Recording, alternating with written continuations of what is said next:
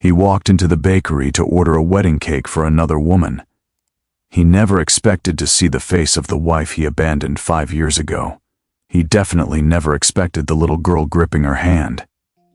The glass door chimed as Kang Min-jae pushed it open, and the scent of vanilla and warm sugar hit him immediately. He paused, one polished shoe inside the bakery, the other still on the sidewalk. His security detail waited by the black sedan, confused. In 12 years of running Korea's third-largest tech conglomerate, Min-jae had never personally chosen anything for his weddings, his galas, his corporate events. But today, something had pulled him here, something he couldn't name. The bakery was small, too small for a man who controlled boardrooms across 3 continents. The walls were cream-colored, lined with photos of smiling customers and handwritten thank you notes. A chalkboard menu hung crookedly near the register. Classical music played softly from a speaker somewhere. And then he saw her. She stood behind the counter, her back to him, tying an apron around her waist. Her hair was pulled into a simple bun, shorter than he remembered. Her skin, deep and rich like polished mahogany, caught the afternoon light streaming through the window. She turned, reaching for something on the shelf, and Min-jae's breath stopped. Diane. She hadn't noticed him yet. She was humming, completely absorbed in arranging pastries in the display case. Min-jae's hand tightened on the door handle. 5 years. It had been 5 years since she'd walked out of his life without explanation, without a forwarding address, without a single word after the divorce papers arrived at his office. He should leave. He should turn around, get back in the car, and have his secretary order the wedding cake online like a normal person in his position would. But his feet wouldn't move. Then Diane looked up. Their eyes met across the small space, and Min-jae watched the color drain from her face. The small notepad in her hand slipped, hitting the counter with a soft thud. For 3 seconds, neither of them moved. Neither of them breathed. Min-jae, she whispered. Before he could respond, before he could form words around the shock lodged in his throat, a child's laughter rang out from the back room. Small feet pounded against the floor, and a little girl burst through the doorway behind the counter, her pigtails bouncing as she ran. Mommy, Mommy, I finished the drawing. The child clutched a piece of paper covered in crayon marks, her face bright with pride. She couldn't have been more than 4 years old. She wore a yellow dress with white flowers, and her skin was a beautiful blend, lighter than Diane's but carrying the same warm undertones. But it was her eyes that made Min-jae's world tilt violently on its axis. Almond-shaped, dark, unmistakably Korean, unmistakably his. The little girl stopped when she noticed the stranger in her mother's bakery. She pressed closer to Diane's leg, suddenly shy, peeking out at Min-jae with curious eyes that reflected his own face back at him. Lena, sweetheart, go back to the playroom for just a moment, okay? Diane's voice was steady, but Min-jae heard the tremor underneath. He'd always been able to hear it, even when she tried to hide her fear, her hurt, her anger. But I wanted to show you. I'll come see it in just a minute. I promise. Diane's hand shook as she smoothed her daughter's hair. Go on now. Lena obeyed, but not before glancing back at Min-jae one more time.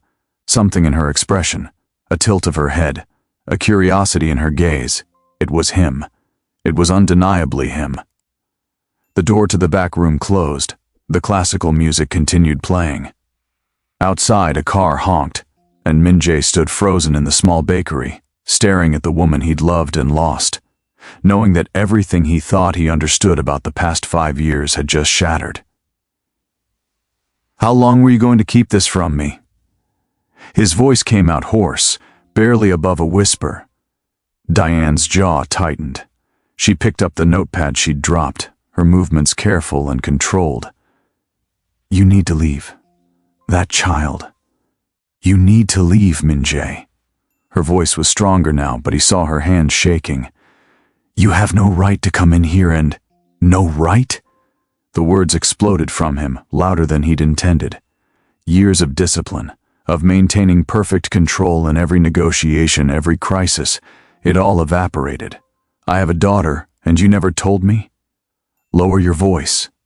Diane's eyes flashed, and there was the fire he remembered. The strength that had first drawn him to her at that international business summit 7 years ago, when she'd challenged his presentation in front of 200 executives and made him rethink his entire approach to emerging markets. "This is my place of business, and you will not cause a scene." "A scene?" Min-jae laughed, a harsh sound that hurt his own throat. "You disappeared. You left me with papers and silence. And now I find out I have a—" He stopped, unable to finish the sentence. The enormity of it was crushing him. Diane set down the notepad very carefully. When she looked at him again, her eyes were dry but hard. "You want to do this now? Fine. But not here. Not where she can hear. When then? Another 5 years? The bakery closes at 6. Come to the back entrance at 6:30. She turned away, busying herself with rearranging pastries that didn't need rearranging. "And Min-jae? Come alone. No security, no assistants, no representatives from your mother's office." The mention of his mother landed like a physical blow. Min-jae's hands clenched into fists at his sides. "My mother has nothing to do with—" 6:30. Diane's voice was final. "Or don't come at all." Min-jae stood there for a moment longer, his heart pounding so hard he could feel it in his temples. Through the window to the back room, he could see a flash of yellow, Lena's dress, as she moved around, probably playing. His daughter. He had a daughter, and she didn't even know who he was. He turned and walked out of the bakery, the chime above the door sounding obscenely cheerful. His security chief straightened as Min-jae approached the car, concern flickering across his professionally neutral expression. "Sir? The cake order. Drive." Min-jae's voice was flat. "Just drive." As the car pulled away from the curb, Min-jae looked back through the tinted window. Diane stood in the bakery doorway, watching him leave. Even from this distance, even through the glass, he could see the rigid set of her shoulders, the way she hugged her arms around herself. He'd seen her stand like that once before, the day she'd left him. The car merged into Seoul's afternoon traffic, and Min-jae leaned his head back against the leather seat, closing his eyes. His mind was racing, fragments of memory colliding with the present, trying to calculate, to understand. 4 years old. Maybe 5. Which meant Diane had been pregnant when she left. Pregnant when his mother had called her into that conference room at corporate headquarters, when the accusations had started flying, when the security footage had been altered to show Diane accessing files she'd never touched, when the board had demanded her removal from Min-jae's life as a condition of his continued leadership. Pregnant when Min-jae had stood in his corner office, looking down at the divorce papers she'd signed without contest, telling himself she must have been guilty all along, that if she truly loved him, she would have fought harder, that her silence was proof of her betrayal. His phone buzzed. The 10th message from his fiancée, Park Seo-yeon. The wedding was in 3 weeks. The guest list numbered 437, including executives from every major corporation in Seoul, 3 members of the National Assembly, and 2 cabinet ministers. The merger between his company and her father's pharmaceutical empire had already been announced to shareholders. Min-jae looked at the screen, at Seo-yeon's name, and felt nothing. He'd felt nothing when he proposed 6 months ago. Nothing when they'd posed for engagement photos. Nothing when she'd shown him fabric samples for the reception hall. His mother had arranged everything, as she always did. And he'd agreed, as he always did, because it made sense. Because marriage to Seo-yeon meant stability, expansion, power. Because Diane was gone, and he'd taught himself not to feel anything at all. But now, "Sir?" His driver's voice interrupted. "Where should I take you?" Min-jae opened his eyes. The afternoon stretched ahead, full of meetings he needed to cancel, calls he needed to make, lies he needed to maintain. But first, he needed answers. He needed to understand how the woman he'd married, the woman he'd loved with an intensity that had frightened him, the woman who'd walked away without explanation, how she'd been carrying his child the entire time. "The office," he said finally, "and clear my schedule for tonight." His security chief shifted in the front passenger seat. "Sir, you have the charity gala at 8. Your mother specifically requested—" "Clear it," Min-jae's tone left no room for argument. Tell them I'm ill. Tell them whatever you need to. But my evening is not available. He had 6 hours until 6:30. 6 hours to prepare for a conversation that terrified him more than any hostile takeover, any shareholder revolt, any corporate crisis he'd ever faced. 6 hours, until he had to face the truth about what he'd lost, and what he might have just found. The afternoon crawled by with excruciating slowness. Min-jae sat in his office on the 48th floor, soul spread out beneath him like a circuit board of lights and steel. He'd built this. Every connection, every deal, every strategic alliance. He'd sacrificed everything for this view, this power, this legacy, everything except the one thing that had actually mattered. His assistant knocked softly. "Sir? Mrs. Kang is on line 1. Min-jae's jaw tightened, his mother. Of course she'd heard about the cancelled gala. Nothing happened in his life without her knowledge, her input, her control. "Tell her I'll call her back. She's been quite insistent, sir. This is her 4th. I said I'll call her back." Min-jae's voice was sharp enough that his assistant bowed quickly and retreated. He turned his chair to face the window. Somewhere out there in a small bakery in a neighborhood he'd never had reason to visit, his daughter was playing, drawing pictures, living a life he knew nothing about. His phone buzzed again. Not Seo-yeon this time, but his mother calling directly. He declined it. She called again immediately, and again. On the 4th call, he answered. "Where are you?" His mother's voice was crisp, controlled, imperious. "The gala is in 3 hours, and Seo-yeon's mother is calling me in a panic because you've canceled all your appointments and your assistant won't explain why. I'm taking the evening for personal matters." A pause. When his mother spoke again, her voice had dropped to that dangerous quiet he knew well. What personal matters could possibly be more important than your obligations? The merger announcement is next week. Every major investor will be at this gala. Your absence will be noted, Min-jae. It will raise questions. Let them ask questions. "Excuse me?" Min-jae stood, pacing to the window. Far below, people moved through the streets like blood cells through veins. Everyone going somewhere, everyone with a purpose. "I said let them ask questions. I'm not attending tonight. This is unacceptable. Whatever childish rebellion you think you're staging." "I saw Diane today." The silence on the other end was absolute. Min-jae could picture his mother in her sitting room, the same room where she had told him 5 years ago that Diane was a liability, a scandal waiting to happen, a mistake that needed to be corrected before it destroyed everything the Kang family had built. When she finally spoke, her voice was ice. "That woman has no place in your life anymore. Whatever she wants, whatever scheme she's running, she has a child." Min-jae's reflection stared back at him from the window, his face pale. A daughter. 4, maybe 5 years old. Another pause. "What are you implying?" "I'm not implying anything. I'm telling you I have a daughter I never knew about. Don't be ridiculous. You have no proof the child is yours. This is clearly a ploy for money, for—" "She has my eyes, mother. My exact eyes." Min-jae's voice cracked. "Diane was pregnant when she left. When you accused her of corporate espionage. When you made her sign those papers. I saved your career. I saved this company from a scandal that would have destroyed everything your father built. You destroyed my marriage. I saved you from a disastrous mistake." His mother's composure finally broke. "That woman was never appropriate for this family, for your position, a foreigner with no connections, no understanding of our world. She would have ruined you. So you ruined her instead. I protected you. As I always have. As I always will." His mother's breathing was sharp now, controlled fury barely contained. "And if this child exists, if by some chance she is biologically related to you, it changes nothing. You have a wedding in 3 weeks to a woman who is actually suited to be your wife. You have responsibilities, obligations. I have a daughter." Min-jae closed his eyes. "And I'm going to meet her properly tonight. If you pursue this, if you acknowledge this child, you will lose everything. The board will never accept it. Seo-yeon's family will pull out of the merger.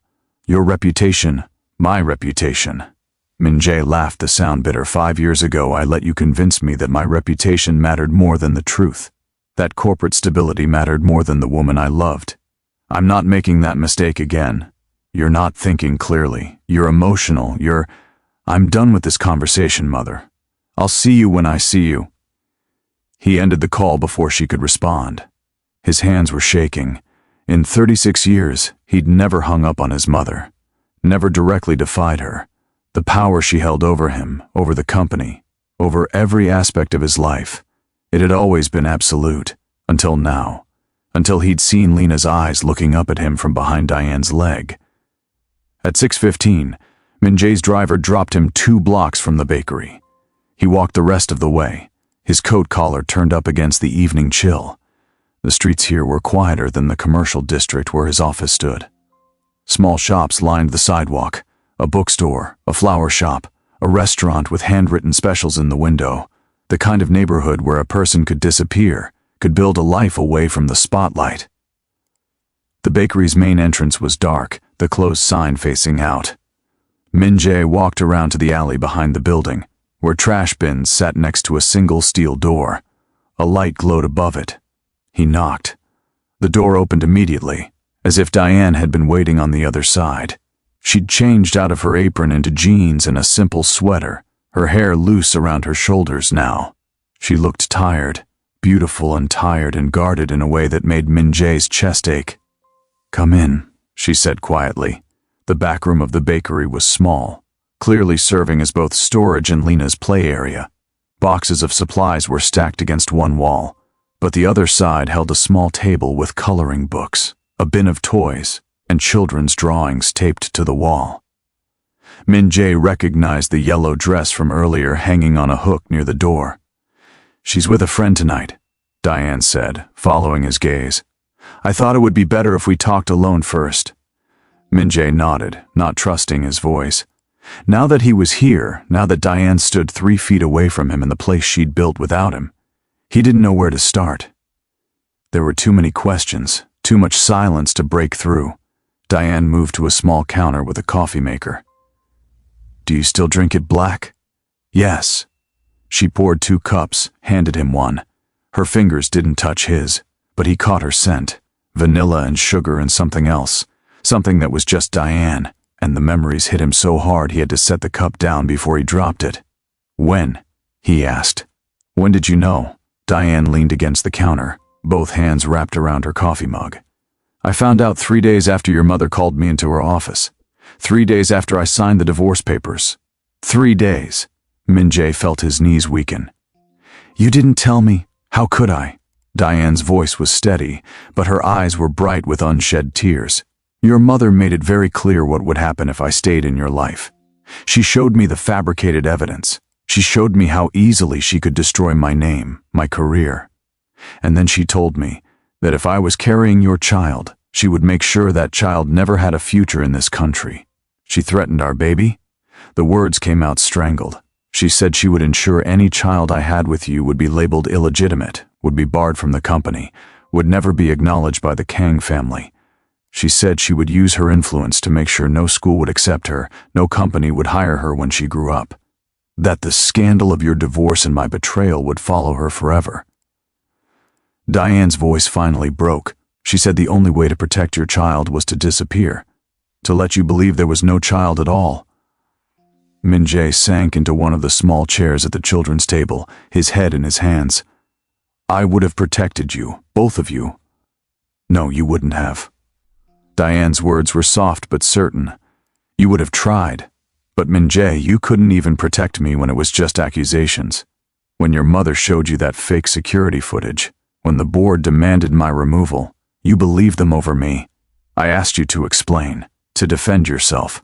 You asked me once. One conversation, in your office, with your mother's lawyer present. And when I couldn't prove a negative, when I couldn't prove I hadn't done something I'd never done, you accepted their version of events." Diane set down her coffee cup. "You chose them over me. What made you think you'd choose differently when it came to our child?" The truth of it was crushing. Min-jae remembered that day, that conversation. He remembered the doubt that had crept in when Diane couldn't provide an alibi for every minute the files had allegedly been accessed. He remembered his mother's calm, reasonable voice pointing out that love could blind a person, that sometimes the people we trust most were the ones who betrayed us. He'd wanted Diane to fight harder, to rage, to demand, to refuse to leave until she'd cleared her name. Instead, she'd gone quiet. She'd signed the papers his mother's lawyers put in front of her. She'd walked out of his life without looking back, and he'd let her go. I was pregnant, alone, and terrified, Diane continued.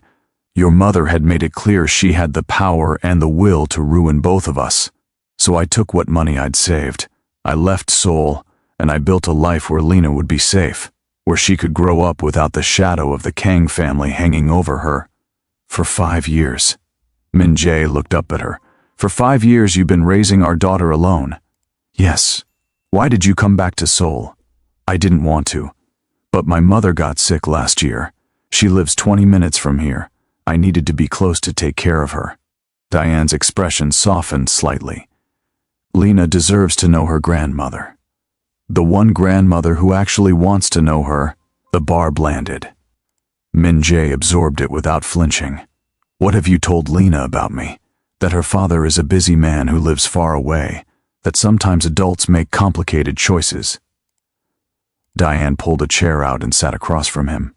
She's 4 years old, Min-jae. She asks sometimes, but she doesn't really understand yet what it means not to have a father around. I want to know her. The words came out desperate. I want to be part of her life.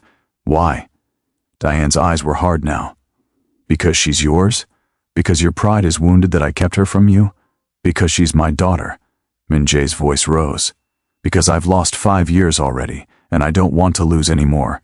And what about your wedding? Your fiancé? Your mother's plans for your perfect merger marriage? Diane leaned forward. Lena isn't a secret you can keep, Min-jae. If you acknowledge her, if you're part of her life, everyone will know. Your mother, your board, every media outlet in Seoul. They'll dig into why I left. They'll find the accusations. They'll let them. Min-jae stood, the small chair scraping against the floor. Let them dig. Let them ask questions. I don't care anymore. You don't care? Diane stood too, her voice rising to match his. You didn't care 5 years ago when it mattered. You didn't care when I needed you to believe in me, to stand up to your mother, to choose our marriage over your company. But now that there's a child you can claim, now you suddenly don't care what they think? I was wrong. The admission tore out of him. I was wrong 5 years ago. I was a coward who valued control over trust, who believed lies because they were easier than facing the truth. I let my mother manipulate me. I let the board intimidate me. I let you walk away because some part of me was too proud to fight for you. And I have regretted it every single day since. Diane's breath caught. Tears spilled over, running down her cheeks. Do you know what it was like? Do you know what it was like to love you so much? It physically hurt. To carry your child inside me. To know I'd never see you again. To tell our daughter bedtime stories about a prince who lived in a castle far away, knowing she'd probably never meet him. Min-jae stepped closer. Then let me meet her now. Let me try to be the father she deserves. Let me, and when your mother threatens her again, when the board demands you choose between your daughter and your company, when your fiancé's family pulls out of the merger and your stock prices drop and your investors start asking questions. Diane's voice cracked. What will you choose then, Min-jae? Will you choose Lena, or will you choose the same things you chose 5 years ago? The question hung between them, heavy and terrible. Through the wall, Min-jae could hear the hum of the refrigerator units, the distant sound of traffic. The drawings on the wall seemed to mock him, all those moments he'd missed, all those firsts he hadn't been there for. I'll choose her, he said finally. Whatever it costs, whatever I have to give up, I'll choose her. You don't know what you're saying. You don't know what you'd be giving up. I know I've already given up 5 years. I know I've missed her first steps, her first words, 4 birthdays, countless bedtimes. I know I have a wedding scheduled to a woman I don't love, because it makes good business sense. I know my entire life is built on compromises and calculations and sacrifices, and none of it means anything. Min-jae's voice dropped to a whisper. None of it has ever meant anything without you. Diane closed her eyes, When she opened them again, they were red but dry. I can't trust you with her heart, Min-jae. I can't trust you not to hurt her the way you hurt me. Then don't trust me. Not yet. But let me try. Let me prove to you that I can be the man I should have been 5 years ago. And your wedding. There won't be a wedding. Your mother. My mother doesn't control my life anymore. Min-jae pulled out his phone, pulled up his messages. Without hesitating, he typed a message to Seo-yeon. I'm sorry. I can't marry you. The wedding is canceled. He hit send before he could second-guess it. There. It's done. Diane stared at him. You just canceled your wedding by text message? Seo-yeon doesn't love me. She loves the idea of the merger, the social status, the power. She'll be angry about the embarrassment, but she won't be heartbroken. His phone immediately started buzzing with calls. He silenced it. The only woman whose heart I ever broke was yours. And I'm asking for the chance to make it right. This is insane. You're throwing away everything on a chance, on a maybe. I'm choosing my daughter. I'm choosing the possibility of being her father. If that's insane, then I don't want to be sane. Diane turned away, her shoulders shaking. Min-jae wanted to reach for her, to comfort her, but he'd lost that right years ago. So he stood there, watching her cry, letting the weight of everything they'd lost fill the small room. She likes strawberries, Diane said finally, her voice thick. She's allergic to shellfish. She has nightmares sometimes about monsters under her bed, and the only thing that helps is when I sing to her. She's learning to read, and her favorite books are about dragons. She's shy around new people, but once she trusts you, she talks non-stop. Min-jae's throat tightened. Thank you. I'm not saying yes. Diane turned back to face him. I'm saying I'll think about it. I'll talk to Lena, prepare her, and if I decide to let you into her life, it will be slow. It will be supervised, and the first moment you hurt her, the first time you choose your company or your mother or anything else over her well-being, I will take her somewhere you'll never find us. Do you understand? I understand. Go home, Min-jae. Deal with the chaos you just created. Talk to your mother, talk to your board. Figure out what your life looks like now that you've blown it up. And when you're sure, when you're absolutely certain you can handle the consequences of claiming her, call me. She pulled a business card from her pocket, wrote a number on the back and pressed it into his palm. Her fingers were warm against his skin, there and gone in a heartbeat. Min-jae closed his hand around the card. Can I ask you one more thing? What? Her name, Lena. Why did you choose it? Diane's smile was sad. It means light. After everything that happened, after all the darkness, I needed her to be light. Min-jae nodded, unable to speak around the emotion clogging his throat. He walked to the door, then paused with his hand on the handle. I loved you, Diane. I never stopped. I know. Her voice was barely a whisper. That's what made it so hard to leave. He stepped out into the alley, into the cold evening air. Behind him, the door closed with a soft click. His phone was vibrating non-stop now, calls from his mother, from Seo-yeon, from his assistant, from board members. The explosion had begun. Min-jae looked at the business card in his hand. Tomorrow the media would erupt. Tomorrow his mother would wage war. Tomorrow everything he'd built would be tested. But tonight, he had the phone number of the woman he'd loved and lost. And somewhere in this city, his daughter was being tucked into bed, probably asking for a story about a prince in a castle. Min-jae pulled out his phone and made one call before the deluge. Sir? His lawyer's voice was alert despite the late hour. I need you to investigate something from 5 years ago. Corporate espionage charges against Diane Chen. I want to know exactly who fabricated the evidence, who gave the orders, and who knew about it. I want every detail, every email, every communication, and I don't care whose names come up in the investigation. Sir, if this implicates certain members of your family or the board, I said I don't care. Get me the truth, all of it. He ended the call and started walking. Not toward his penthouse apartment, not toward his mother's estate, but just walking through the quiet streets, past small shops and families heading home from dinner, past a life he'd never allowed himself to imagine.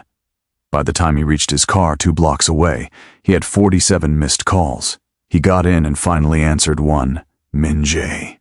His mother's voice was terrifyingly calm. We need to talk. Yes, we do. Tomorrow, my office. 10 a.m. The board has already called an emergency meeting. They want to discuss your fitness to continue as CEO. Let them discuss it. You cannot be serious. You've canceled your wedding, humiliated the Park family, and for what? A woman who betrayed you and a child who might not even be yours? She is mine. Min-jae's voice was steel. And Diane never betrayed me. You made sure I believed she had, but you were wrong, or you were lying. Either way, it ends now. If you pursue this path, I'm not asking your permission, Mother. I'm informing you of my decision. I have a daughter. I'm going to know her, to be her father. And if that means losing my position, my company, everything, so be it. The silence stretched out. When his mother spoke again, her voice had changed, not softer, but different, calculating. You truly care about this child. She's my daughter. Then you understand what I was trying to protect you from. The scandal, the complications, the impossible position of raising a mixed-race illegitimate child while running a Korean conglomerate. I was trying to save you from this exact situation. You were trying to save your idea of the perfect heir, the perfect company. You weren't thinking about what I wanted, what I needed. You never have. I am your mother. Everything I do, everything you do is about control, about maintaining the Kang legacy at any cost. But I'm done paying that cost, Mother. I'm done sacrificing real things for the appearance of perfection. He ended the call before she could respond. His hands were shaking, adrenaline coursing through him. In one evening, he dismantled his entire future. The wedding, the merger, his relationship with his mother, possibly his position in the company, and yet he felt lighter than he had in 5 years. The next morning, Min-jae walked into the emergency board meeting at 9 a.m., an hour before it was scheduled to start. His mother was already there, along with 3 senior board members. They looked up as he entered, their expressions ranging from concerned to hostile. We need to discuss your recent actions, his mother began. No, Min-jae said calmly. You need to listen. He laid the folder his lawyer had delivered at 6 a.m. on the conference table. 5 years ago, you accused Diane Chen of corporate espionage. You showed me security footage, access logs, communication records. All of it was fabricated. My lawyer has the originals here, along with communications between Mother and the VP of Security at the time, detailing exactly how the evidence was manufactured and when. The room went very quiet. Furthermore, Min-jae continued, Diane was pregnant when she left, with my daughter, a daughter whose existence was threatened if Diane didn't disappear quietly. Those threats came directly from this office, from people in this room. Min-jae, his mother's voice was low, dangerous. You're making serious allegations. I'm stating facts that are documented in this folder, which has been copied and secured with 3 different law firms. If anything happens to me, to Diane, or to my daughter, these documents become public. Every news outlet, every regulatory agency, every shareholder will know exactly what was done in the name of protecting the Kang family reputation. One of the board members, Mr. Song, cleared his throat. What exactly are you proposing? I'm proposing transparency. I'm acknowledging my daughter publicly. I'm bringing Diane's name cleared of all charges with a formal apology from this company. And I'm making it very clear that anyone who threatens my family again will face legal consequences. The scandal will be enormous, another board member said. The stock price will recover, or it won't. Either way, I'm not building my daughter's life on lies and cover-ups. Min-jae looked directly at his mother. You taught me that the Kang legacy was everything, but you were wrong. Family is everything, and I finally have the chance to build a real one. His mother stood, her chair scraping against the floor. If you do this, you're on your own. I won't protect you from the consequences. I know. I'm counting on it. She walked out, her heels clicking against the marble floor. The remaining board members looked at each other, then at Min-jae. We'll need to make a statement, Mr. Song said finally. Control the narrative as much as possible. I'll draft something today, And the park merger? Dead. I'll handle the fallout personally. The meeting continued for another hour, laying groundwork, planning damage control. But Min-jae's mind was elsewhere. He was thinking about a small bakery, a little girl with his eyes, and a woman who'd been strong enough to raise their daughter alone when he'd been too weak to stand beside her. At lunch, he called the number on the card. Diane answered on the third ring. "Hello? It's me," I told the board. I confronted my mother. "I'm going public with Lena's existence." A long pause. "Are you sure?" "I've never been more sure of anything in my life." Another pause. He could hear her breathing, could imagine her standing in her bakery, trying to decide if she could trust him. "Lena has swimming lessons tomorrow at 4, she said finally, "at the community center on Oak Street. If you want to watch, if you want to meet her properly. Be there at 3:30. We'll talk to her together first." "I'll be there." "Min-jae?" "Yes. Don't make me regret this." The call ended. Min-jae sat in his office looking out at Seoul spread below him, and for the first time in 5 years he felt something like hope. The next afternoon, Min-jae arrived at the community center at 3:15, 15 minutes early. He'd changed clothes 3 times, finally settling on jeans and a simple sweater, the most casual outfit he'd worn in public in years. He'd left his security detail at the office, driven himself, parked 2 blocks away. Diane was already there, standing by the entrance, Lena beside her in a pink swimsuit with a unicorn on it, a towel in her small hands. When Lena saw him approaching, she pressed closer to her mother. "Mommy, it's the man from the bakery." "I know, sweetheart." Diane crouched down, bringing herself to Lena's eye level. "Remember how we talked this morning? About your daddy?" Lena nodded, her eyes wide. "This is him. This is your daddy. He's come to watch you swim today." Min-jae's knees almost buckled. Hearing the words spoken aloud, seeing Lena's eyes widen with understanding, it was overwhelming. "You're my daddy?" Lena's voice was tiny, uncertain. Min-jae crouched down too, making himself smaller, less intimidating. "Yes, I am. And I'm very, very happy to meet you properly, Lena. Mommy said you lived far away." "I did, but not anymore. I want to be close if that's okay with you." Lena studied him with those eyes that were so like his own. Then, with the devastating directness of a 4-year-old, "Why didn't you come before?" Min-jae glanced at Diane, who gave him a small nod. Permission to answer honestly. "Because I made a mistake," Min-jae said softly. "A big mistake. I didn't know you existed, and when I found out I came as fast as I could." "Oh," Lena processed this. "Are you going to leave again?" "No. I'm going to stay. I'm going to be here for every swimming lesson, every birthday, every time you want to show me a drawing or tell me a story. If you'll let me—" Lena looked at her mother again. Diane's eyes were bright with tears, but she was smiling. "It's up to you, baby. Do you want Daddy to watch you swim today?" Lena thought about it for a long moment. Then she held out her hand to Min-jae. "Okay, but you have to sit in the special seats for families." Min-jae took her small hand in his, and something in his chest cracked wide open. "I'll sit wherever you want me to sit." They walked into the community center together, Diane on one side, Min-jae on the other, and Lena between them, chattering about how she could swim 5 whole strokes now without stopping.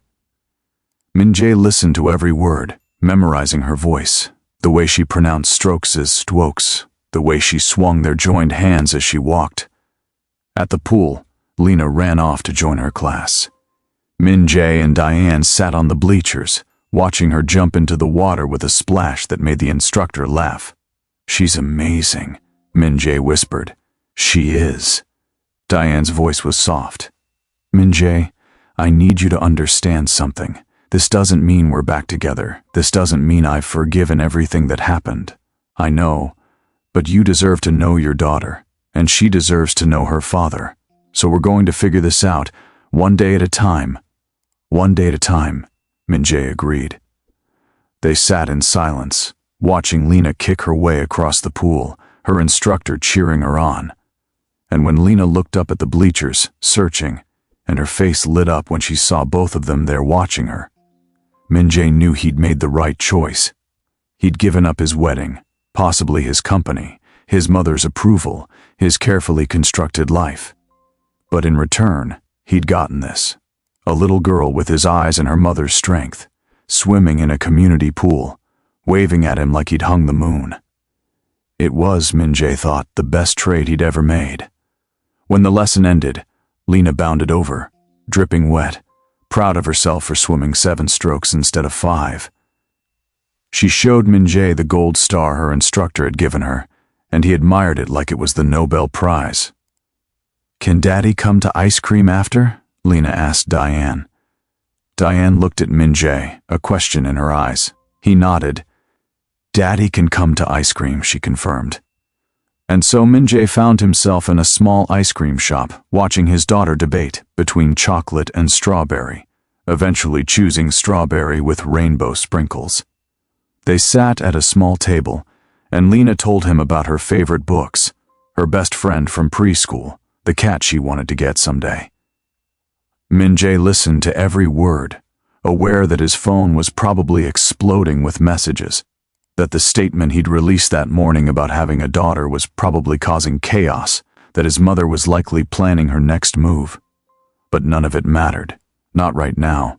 Right now he was eating ice cream with his daughter, watching her get rainbow sprinkles on her nose, listening to Diane laugh as Lena told a rambling story about a dragon who loved cupcakes. Right now, he was exactly where he was supposed to be. And if you've made it this far in the story, please take a moment to hit that subscribe button, leave a comment about what you thought of Min-jae's journey, and give this video a like. It really helps us create more stories like this one. Thank you for watching, and remember, sometimes the greatest power we have is the courage to choose what really matters. See you in the next story.